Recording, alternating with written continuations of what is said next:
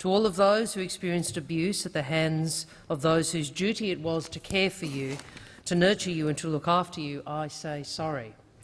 To the parents and family members who suffered the distress and trauma of learning their precious children had been abused by those they trusted to take care of them, I say sorry.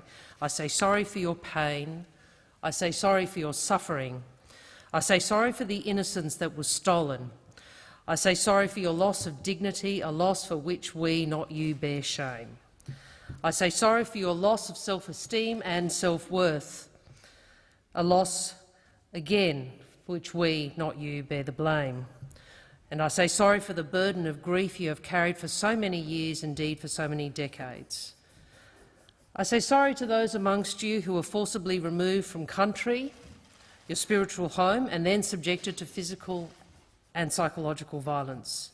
I say sorry to those who joined youth groups, who joined the Cadet Corps or military apprenticeship schools and then suffered abuse at the hands of those who should have been your carers and mentors.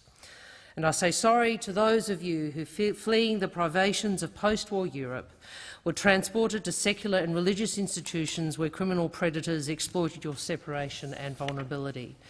I say sorry to all those who were ignored, who were disbelieved or abandoned when they sought help.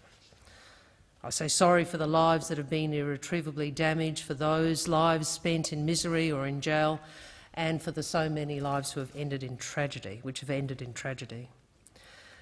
And I say sorry that even though institutions knew about crimes committed against you, they did nothing to care for you, and that those same institutions and their leaders did nothing to bring perpetrators to justice, but instead turned a blind eye or covered up their crimes. I say sorry. The Royal Commission into Institutional Responses to Child Sexual Abuse was ordered by the former Prime Minister Julia Gillard in 2012.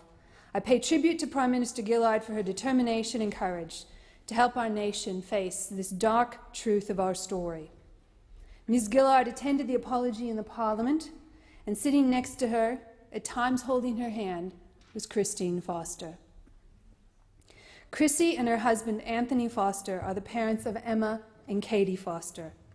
Both girls were raped and abused by Father Kevin O'Donnell in Victoria. Father O'Donnell had been raping children for decades. During World Youth Day, Anthony Foster spoke up and he spoke out. Anthony and Chrissy had been advocating within the church for a decade, trying to get justice for their daughters and for others who had been victims of sexual abuse at the hands of Catholic clergy. There are many people who bravely fought and advocated for a Royal Commission into Institutional Responses of Child Sexual Abuse, but chief among these are Anthony and Chrissy Foster. Their advocacy led to the promise of a commission of inquiry in Victoria in 2012, and then the announcement of a National Royal Commission later that year by Prime Minister Gillard. The Fosters demonstrate bravery, unflinching determination, ongoing love for their children and all other victims, and an unwavering insistence on justice. Their daughter, Emma, took her own life in 2008 at age 26 after a traumatic life, which included self-harming and drug addiction. Anthony died in 2017, and it was a loss to our nation.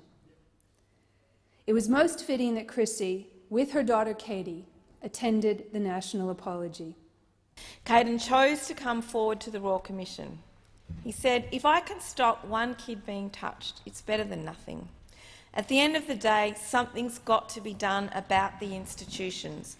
I honestly believe, those around, even myself, I was being bounced between those institutions. Basically, I was just being passed around, you know."